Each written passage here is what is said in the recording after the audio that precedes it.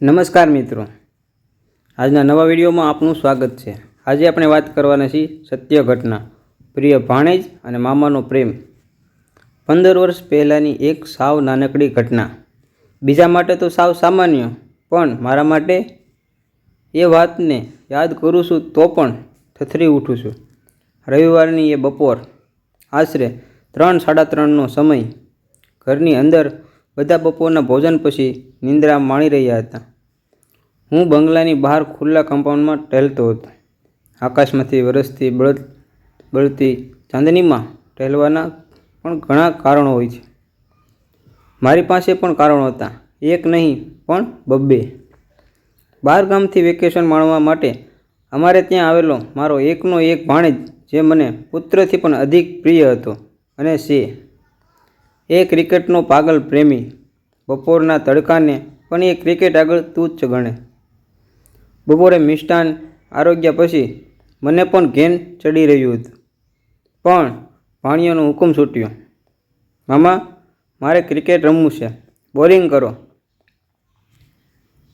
વહાલના સામ્રાજ્યમાં તો સાબુક પણ મોરપીસ બની જાય, ત્યારે આ તો મનગમતું મુલાયમ મોરપીસ જ હતું। એના મીઠા સ્પર્શને કેવી રીતે અવગણી શકાય? મેં સામે છેડેથી બોલિંગ સંભાળી। ચાંદનીમાં નાહવાનું એક કારણ તે આ, અને બીજું કારણ એટલે મારી 5 વર્ષની દીકરી। શરીરનો બાંધો શુક્લકડી। નાનો હતો ત્યારે મારો બાંધો પણ એવો જ હતો, સ્વભાવે ચંચળ અને તોફાની। હું પણ એવો જ હતો, એક જગ્યાએ પગ વાળીને બેસી રહેવાનું તેની પ્રકૃતિમાં જ નહીં। આખો દિવસ કૂદાકૂદ કર્યા કરે, એમાં હાથે પગે વાગે પણ ખરું, પછી વડીલોના ઠપકારના ભયે એની ઈજાઓ છુપાવી રાખે। રડે પણ નહીં। તેના હાથમાં મોટો ફૂટબોલ હતો। ઓટલા પર ચડીને એ ફૂટબોલને હવામાં ઉછાળ્યા કરતી હતી, તેને ઝીલવાનો નાકામ પ્રયાસ કરતી હતી। આવડો મોટો ફૂટબોલ એના નાનકડા બચુકડા હાથોમાં એમને એમ પણ સસવાતો ન હતો। ત્યાં હવામાંથી પછડાતા દડાને ઝીલવાની તો વાત જ ક્યાં રહી। મારું ભર બપોરે તડકા સ્નાન કરવાનું બીજું કારણ આ હતું, ક્યાંક રમતા રમતા એ પડી ન જાય તેનું મારે ધ્યાન રાખવાનું હતું। નિઃશબ્દ બપોર, તપસ્વીની જેમ પર્ણો પણ હલાવ્યા વગર ચૂપચાપ ઊભેલા આસોપાલવ, ક્યાંક ઘટાદાર લીમડાની દિશામાંથી કૌચિત સંભળાતો વોલારવ, અને અમારા 3 જણાનો શોરબકોર। અચાનક એક મોટો ધડાકો થયો। મેં પાછળ ફરીને જોયું તો ફૂટબોલ પકડવાના પ્રયાસમાં મારી દીકરી ઓટલા પરથી નીચે ગબડી પડી હતી। એક સામાન્ય ઘટના ગણીને મેં માથું ફેરવી લીધું। સામાન્ય ઘટના એટલા માટે કે જમીનથી ઓટલાની ઊંચાઈ માંડ 1 ફૂટની જ હતી। પગથિયું જ ગણી લો, એટલેથી પડવામાં ખાસ કંઈ વાગે નહીં। અલબત્ત 2 વાત મારા ધ્યાન બહાર ચાલી ગઈ। જમીન ઉપર પથ્થર જડેલા હતા અને દીકરીના માથાનો પાછલો હિસ્સો જમીન ઉપર પછડાયો હતો। મારી બેદરકારી એ જ મને બેધ્યાન બનાવ્યો, પણ સદભાગ્યે હું ડૉક્ટર હોવાને કારણે એક વિસંગતિ તરત જ મારા ધ્યાનમાં આવી। એ નીચે પડી હતી, ધબાકો થયો હતો, એને થોડું ઘણું વાગ્યું પણ હશે જ, તો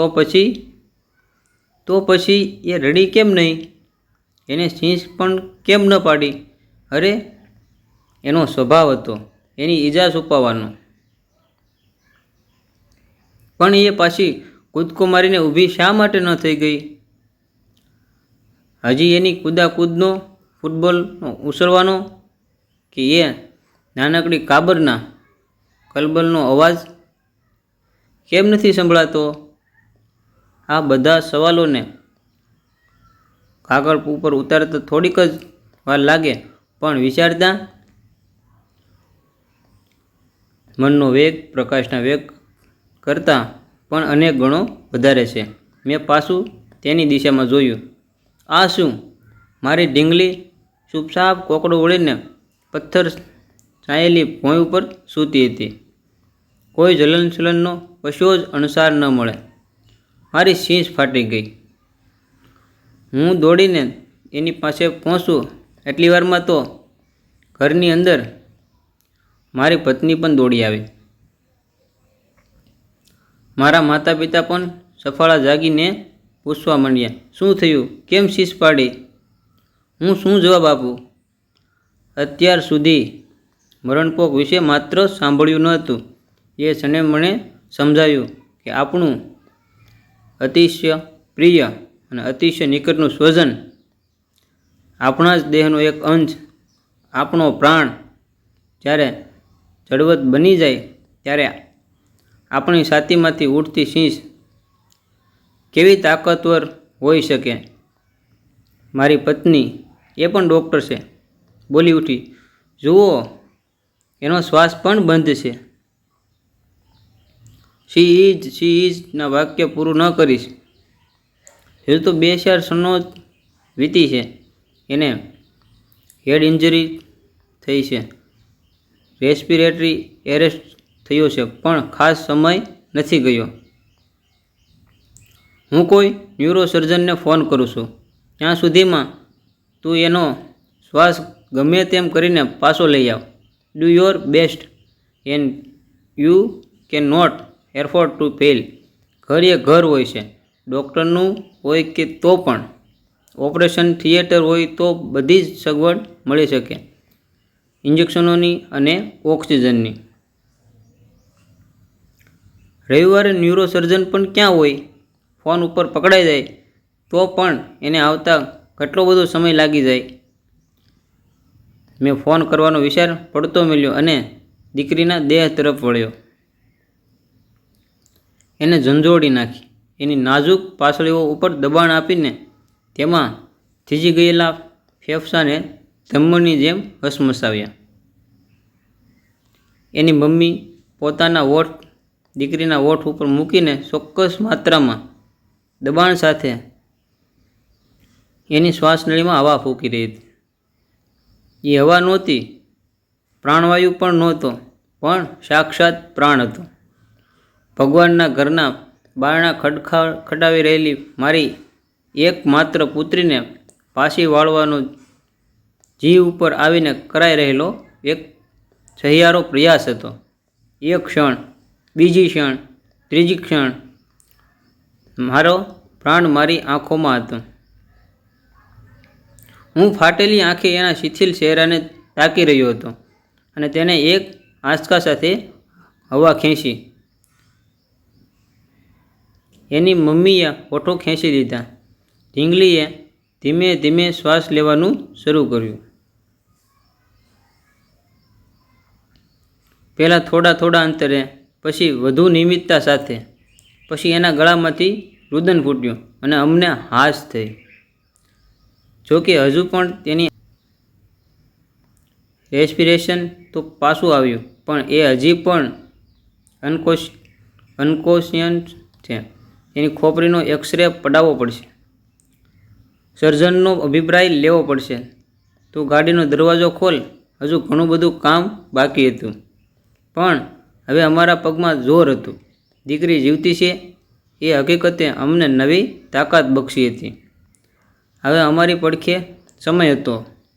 મારતી ગાડી, ન્યુરોસર્જનની સલાહ અને સ્કલના એક્સરે, ઇન્જેક્શનનો 1 દિવસ માટેનું હોસ્પિટલાઇઝેશન, બધું જ કર્યું.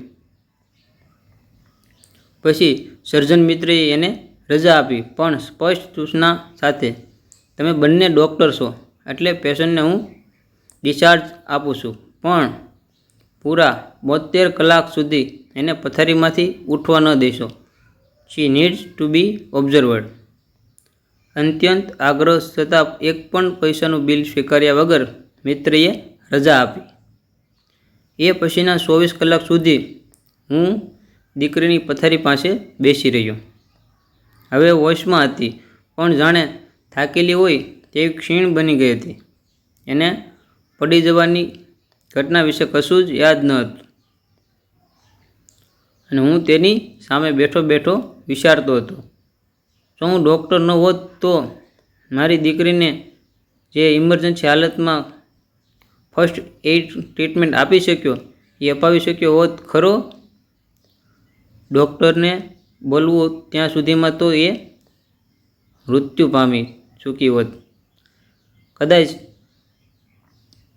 જીવી ગઈ હોત તો પણ શ્વાસના બંધ થઈ જવાને કારણે એના દિમાગને કાયમી નુકસાન તો પહોંચ્યું જ હોત અને એ દીકરી જીવનભર પરાવલંબી બનીને આજે એ મેડિકલના 4થા વર્ષમાં ભણી રહી છે અને જિંદગીના ઉત્સાહ અને તરવરાટથી છલકાઈ રહી છે. ત્યારે મને એ 15 વર્ષ પહેલાંની ક્ષણ મહત્ત્વ સમજાય છે.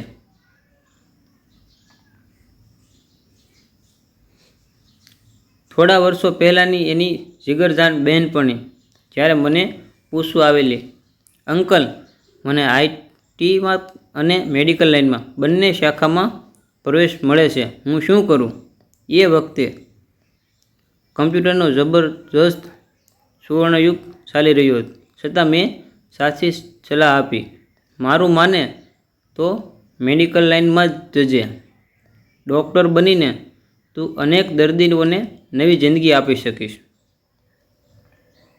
અત્યારે આ ક્ષેત્રમાં હરીફાઈ વધુ છે, પૈસા કદાચ ઓછા, પણ એક ડૉક્ટર ક્યારેક કેટલું અગત્યનું કામ કરી શકે એ ફક્ત હું જ જાણું છું.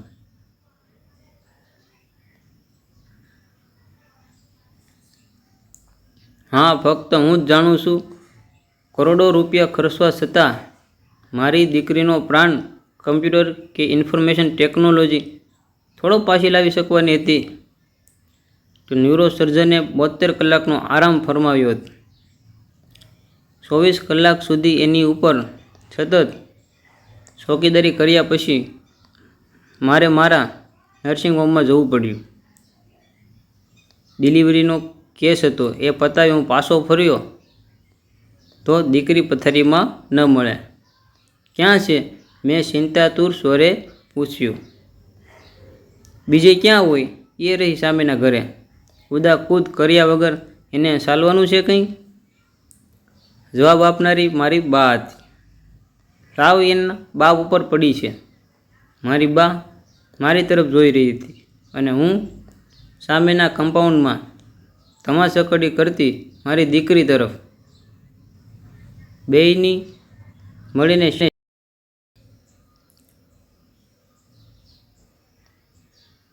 બેયની નજર ચારેય આંખોમાં અમીરજ છલકાઈ.